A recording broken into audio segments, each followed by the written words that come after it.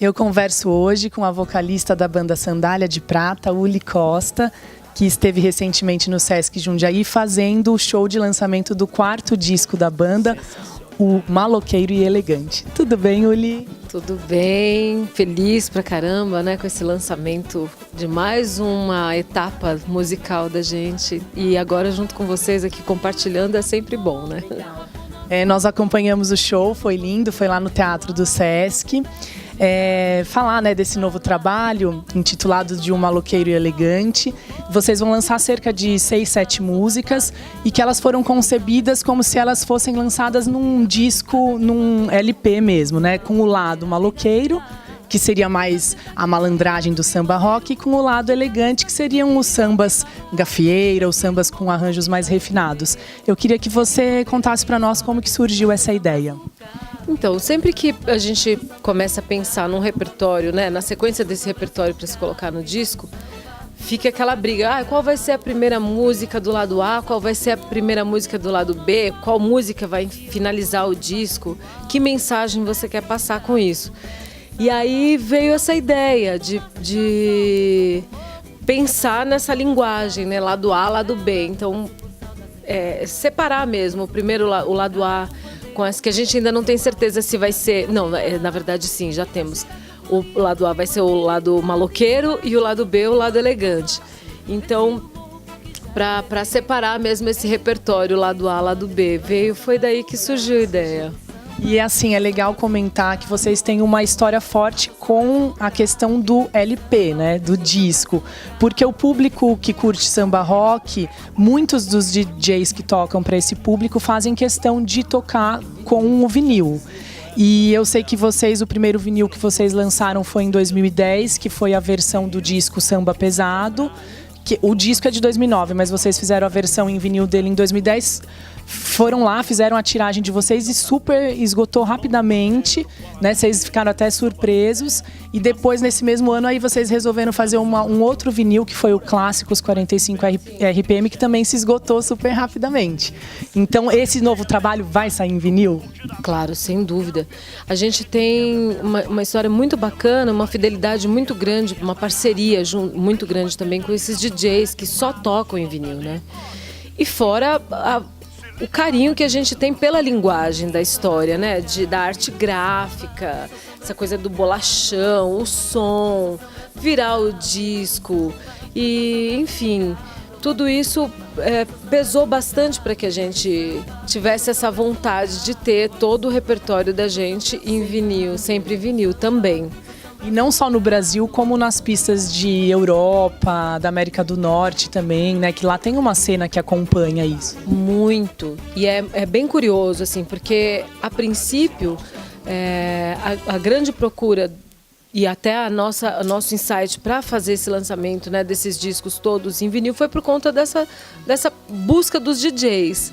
E o trabalho que acontece fora do país com outros DJs que pesquisam muito da música brasileira também é uma porta muito interessante para a divulgação do trabalho. Então, há lugares que a música não chegou na plataforma digital, mas que já tem uma divulgação por conta do DJ. Por exemplo, na Nova Zelândia, a gente sabe que tem parceiros DJs de lá que procuraram por nós, que tinham vindo para o Brasil, compraram o vinil e estão tocando lá nas festas. Lá do outro lado do mundo, lá na Oceania. Bem, já que a gente falou, vamos mostrar as capas aqui, né?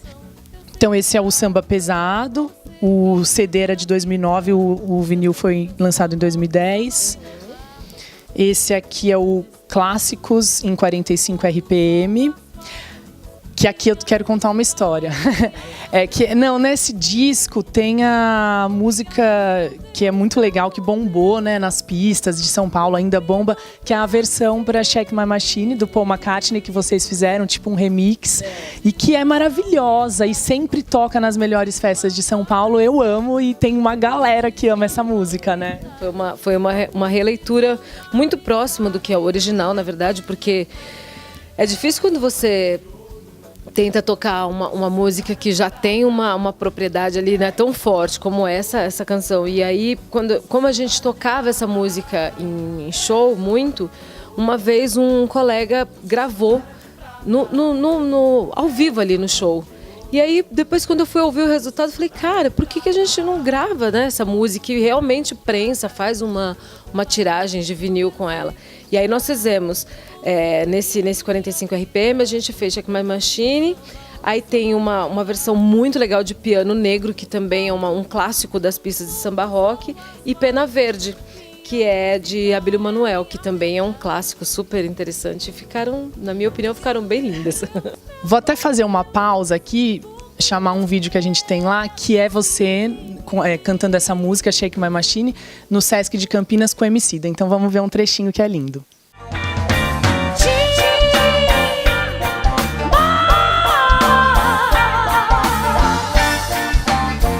Aí, Campinas, licença pra chegar. Coloca a sua mão pro ar e vem com nós nessa sessão. Sandália de prata está a tocar, isso pra nós é mó satisfação. Eu vou chegar como cartaz diz todo dia. O trabalhador negro precisa de moradia pra tá na luta. É linda, né, essa música? Bem, a gente volta aqui mostrando o último trabalho, né, anterior ao Maloqueiro Elegante, que é o Desafio ao Galo, que também saiu em LP. E nós temos aqui o vinil, que é o trabalho solo da Uli, que é lindo, que é ela na capa, né, uma pintura. Por dentro tem a foto verdadeira com essa arte. Quem que fez essa pintura em você? Foi algum artista especial? Sim, tem uma grande artista plástica e grafiteira de São Paulo chamada Prila Paiva. E essa pintura ela foi inspirada porque esse repertório desse trabalho autoral meu, ele é muito inspirado nas minhas ancestralidades, que é da cultura indígena e afro. E aí essa pintura foi toda inspirada nessa história da pintura das mulheres que se pintavam para os seus rituais, né? E aí a gente transpôs isso nesse trabalho. Uli, nesse disco, nesse novo trabalho, vocês tiveram participações bem especiais, por exemplo, a participação do KLJ, né, que é do Racionais MCs. Ele tá na música Sambrazuca. E eu queria que você comentasse essa nova fase de vocês, que parece que vocês já sempre tiveram uma ligação com o rap, com o hip hop, mas parece que isso está ficando mais forte, né? Então, o que eles trouxeram foi a linguagem que eles têm ali, a propriedade que eles têm de executar aqueles equipamentos como DJs, como se fossem músicos, né? E, poxa, o KLJ é uma das pessoas que toca muito Sandália de Prata. A gente tem um respeito muito grande pelo trabalho dele. E ele tinha participado nesse meu disco solo, né? Ele fez uma participação, uma canção que ficou super incrível, que é Capoeira de Oxalá. E aí, quando a gente começou a fazer esse trabalho do Maloqueiro Elegante, a gente tinha muita vontade de trazer essas pessoas que agregam tanto, né? Divulgando o trabalho do Sandália e que a gente admira como músico mesmo. E aí fazer só um parênteses, porque além da participação dele como músico, que ele entende muito, ele manda muito bem, tem a participação no depois, que é a divulgação, porque ele toca em muitas festas. E então ele admira vocês, abraça o projeto de vocês e divulga vocês em diversas pistas aí do Brasil e do mundo, né? Sim, é uma super parceria. Eu acho que é uma troca muito, muito bacana. E aí, quando a gente começou a fazer esse disco, tinha essa vontade de convidar alguns DJs. O KLJ, é claro, que foi a primeira pessoa que a gente pensou, até pela música, o Sambrazuca, que tem muito a ver o que ele poderia trazer. E aí nós também convidamos o Eric J.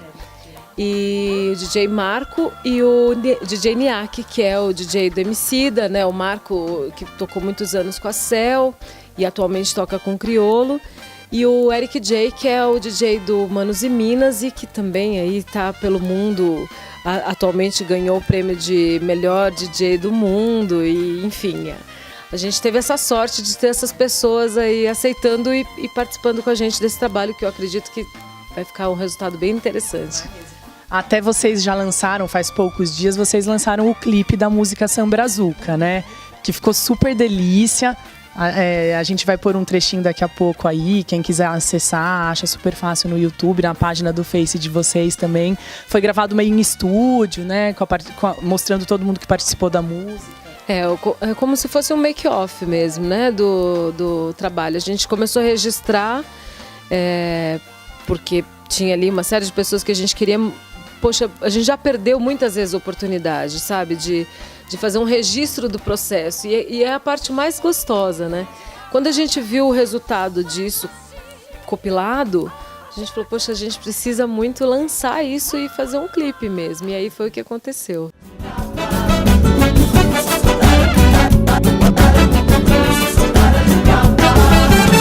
O meu sapato novo derrapou no asfalto. Se eu não fosse do partido alto e não tivesse gingado de um mestre-sala, talvez você me tomasse de assalto. Eu sou do morro, a sucursal da senzala, sou da favela. E os clipes de vocês também sempre tem muitos acessos, né? O primeiro foi o Sapato de Ouro, que também é super legal. Ele tem uns desenhos, uns efeitos gráficos, assim. E tem a participação do Emicida, da Elza Soares... Da Débora Falabella, tem bastante gente. Todas as pessoas que acompanham e que em algum momento tá ali... Porque eu acho que a arte ela não caminha sozinha, né? A gente tá sempre com parcerias. Então, quando a gente tem a oportunidade de colocar essas pessoas todas juntas para engrandecer ainda mais, aí chega nesse momento. Um videoclipe é o melhor momento para isso. Eu sou sandália de prata. Sou sandália de prata e te digo, meu compadre, nesse chão eu sei pisar. Vou seguindo minha vida, cantando meu samba, onde o samba me levar. Não sempre tem muitos acessos. E a participação desses DJs, do pessoal do mundo do rap, do hip hop, eu acho também interessante porque o momento que o Brasil vive em rap e hip hop tá excelente, né? A gente vê, eu sou super fã do Criolo e do Emicida, e são dois artistas que estão ali na linha de frente, né? Eles entraram assim pro time primeiro escalão da música brasileira, e eu fico muito feliz de ver essa galera lá em cima, porque eles merecem demais, né? A trajetória deles, assim, é longa, é de muito trabalho árduo, e vocês abraçarem isso, misturarem isso com o samba rock, eu acho que é excelente para a música brasileira. E representando uma realidade que é uma realidade, né? Porque às vezes a gente fica achando que só o que está bombando em sucesso é o que está passando nos canais ali mais populares. Mas não é isso, né? Tem muita coisa acontecendo aí com uma força incrível. Bem, falar de um outro tema aqui, tema da maternidade. Eu não sei se vocês perceberam, mas a Uli está com uma barriguinha linda. É até inacreditável, porque não parece, mas ela já está de 8 meses, então daqui a pouco está chegando o segundo filho, que ela já tem, o João. E o João está com 7 anos, né? Mais um menino. Agora. Eu queria que você falasse, muito legal, você vai ter o nenê daqui um mês, mais ou menos junto com o lançamento do disco. E as mulheres sempre dão um jeito de fazer tudo, e você vai dar um jeito de fazer isso, de fazer a turnê desse novo disco e de ter o nenê. Junto com o disco, pois é, mais uma vez, porque quando a gente lançou o Samba Pesado, aconteceu exatamente a mesma coisa. Eu tive o João exatamente 2 meses depois de ter lançado. O João nasceu 2 meses depois, eu lancei o Samba Pesado. Não foi fácil, é claro, porque fazer uma turnê, viajar bastante com um bebê recém-nascido. Mas, assim, quem fica exausta somos nós, né? A criança, ela tá sempre muito bem acolhida, muito bem protegida. E foi uma experiência incrível, assim. E eu acho que hoje, viver tudo isso de novo, porque o meu último show agora vai ser dia 29 de outubro, que é o lançamento no Sesc Pompeia. E aí, 15 dias depois eu acho que eu já vou estar parindo. E aí, em janeiro, a gente pretende voltar com a turnê. Mas eu acho que o segundo filho também tem esse descomprometimento, assim, mais leveza. Você já sabe o que você vai viver, né? Então não fica aquela expectativa, aquele sofrimento que foi como foi com o João. Dorme um pouquinho essa noite, pelo amor de Deus. João, meu filho amado, moleque danado, sorriso, sapato, só vive acordado no seu batucando. Aquela ansiedade de primeira vez sendo mãe, né? As culpas, os medos, as angústias. Eu acho que agora tá tudo um pouco mais no seu lugar. Assim, eu já sei o que é viver tudo isso. É claro que não vai ser a coisa mais tranquila do mundo, porque um bebê demanda muito. Você não dorme de noite, amamenta, enfim, mas... Mais sorte desses lindos meninos do João e do Antônio Bento que tá chegando. Imagina que delícia ter uma mãe cantora, ir pra estrada com a mãe, acompanhar show. Isso é demais. Acho que na primeira infância é um pouco mais fácil, né? Eles fazem de tudo e gostam de estar junto com os pais, né? Estar junto com a mãe. Depois que cresce, aí já tem a sua independência, já começa a escolher. Não quero. O João agora com 7 anos, quando eu falo... Filha, mamãe tem ensaio segunda-feira, aí ele já pergunta, com quem eu vou ficar? Eu acho que você vai junto comigo. Ele, não. Mas, coitado, ele faz isso desde que nasceu, né? Então, o estúdio para ele atualmente, não, mas já não tem sido assim, então ele já não curte tanto. Ele fala, tem criança? Fala, se tem, ele vai feliz, se não vai ter, ele já... Ô, Uli, eu lembro uma vez que a gente conversou, alguns anos atrás, você é de São Paulo, né?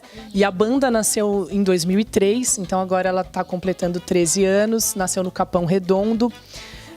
Eu lembro que você falou que também você era conectada com música desde a infância, seu pai era músico, era alguém da família? Na verdade, meu pai nunca foi músico, mas... Como toda família sertaneja e nordestina desse país e do sul, eu acho que o brasileiro ele tem muito essa coisa da música, né, na vida, assim. Então meu pai toca até hoje, toca sanfona, toca violão e canta, e todo mundo se encontra para cantar e tocar junto desde que eu sou muito criança. E como eu cresci na periferia, então ali tem o samba muito forte. Eu fui criada dentro da Igreja Católica, que ali tinha os grupos de jovens. Então foi bem gostoso, assim, porque desde muito cedo eu tive essa vivência com a música. E a minha primeira banda mesmo, assim, uma banda que viajava para fazer show, eu tinha 9 anos de idade. Foi muito precoce. Mas era algo que para mim era muito natural também. Eu até brinco hoje, assim, comento que eu não escolhi fazer música, eu fui escolhida e foi muito natural o processo, não teve nenhum momento que eu pensei assim, eu vou crescer e vou ser cantora. A coisa foi fluindo, porque... Mas, nossa, é impressionante, porque é raro uma história assim de uma pessoa começar tão nova, né? Com 9 anos e já ter uma banda que viaja para tocar. Normalmente isso, às vezes, reflete uma vontade do pai ou da mãe. Nesse caso, foi eles que te incentivaram, montaram essa banda? Não, eles, apesar de sempre me incentivaram muito. Nossa, me deram total apoio. Minha mãe adora cantar, meu pai também. Então, para eles era uma festa. Todos os ensaios dessa banda aconteciam na minha casa, domingo à tarde, então a porta era aberta, assim, vinha a vizinhança inteira, era uma grande festa todo domingo. Acho que os vizinhos até ficavam meio de saco cheio, mas foi uma vivência assim, poxa, o que hoje eu me tornei quem eu sou exatamente por isso, né? Olha, eu fiquei curiosa, e que estilo de música essa banda tocava? Cara, era bem engraçado, assim, porque eu era a única criança da banda, eram 6 integrantes, e a banda chamava Luar Saxiés, que é o nome do Raul Seixas ao contrário. Então, o repertório era Raul Seixas, Kid de Abelha, tinha umas coisas de Beatles que os meninos faziam também, eu não cantava inglês, então eles que cantavam. E o repertório, cantava a Melinha, era bem interessante assim, o repertório. E aí tinham coisas autorais também, porque eles compunham, tem um rapaz que ainda mora no Capão Redondo que chama João Bosco, por ironia do destino, um super violonista que eu era assim muito fã, eu ficava babando. Então ele foi o meu primeiro contato real assim com com essa linguagem de canções de Baden-Powell, Dorival Caymmi, Vinícius, João Bosco, porque ele tocava tudo isso. E eu me achava cantando tudo isso junto com eles. E o resto da banda era adolescente também? Não, todos adultos. Eu era a única criança mesmo, assim. Acho que o mais novo da banda, além de mim, o que chegava mais perto de mim, devia ter 23, 24 anos.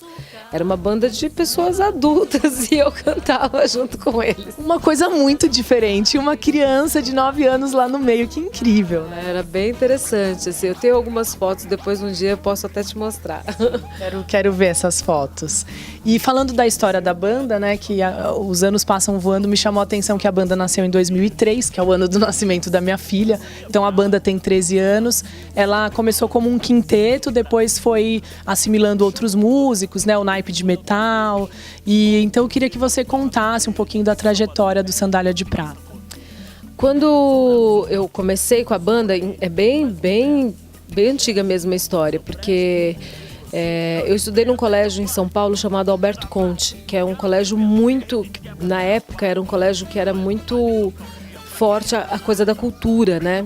Muito, tinha teatro, aula de teatro. E aí eu conheci o Alessandro Lima, que era um violonista, e nós tocamos durante muito tempo voz e violão. Depois veio o Carlinhos Kreck, que era o baixista da banda também nessa época, e aí a gente montou o primeiro núcleo, que tocava-se só releituras de samba rock e de tudo, música brasileira em geral. Aí nós tivemos a ideia, assim, de como estava rolando muito tocar com Sandália de Prata, né, com essa formaçãozinha menor, a gente começou a ouvir as canções autorais. Que até desse compact disco aqui, que nós fizemos uma brincadeira com a capa, já brincando com a história do vinil, mas ainda era um CD. E aí vieram as 5 canções demo, nessa época. Aí, com o processo, como a banda foi crescendo muito, tendo muito show, e o repertório era um repertório bastante elaborado, a gente começou a sentir a necessidade de ter piano, metais e percussão. Foi aí que os meninos vieram agregando essa qualidade musical mesmo, né? Porque os arranjos começaram a ficar muito elaborados, assim, e a gente tinha essa necessidade. Aí a banda se tornou quase essa big band. Eu queria agradecer muito sua participação aqui no Direto ao Ponto. Eu já havia entrevistado a Uli alguns anos atrás, estou muito feliz de entrevistar de novo. Parabéns, o disco tá lindo e nós vamos acompanhar vocês. Obrigada. E a gente finaliza aqui com as imagens do show, que foi lindo, lá no Sesc de Jundiaí.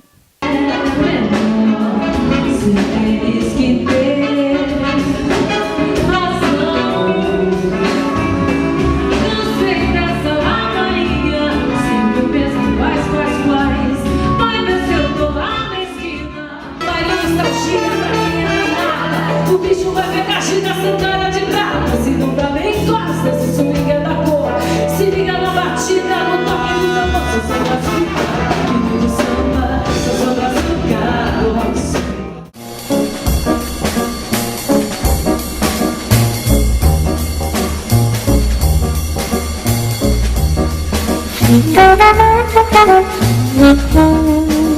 Thank you.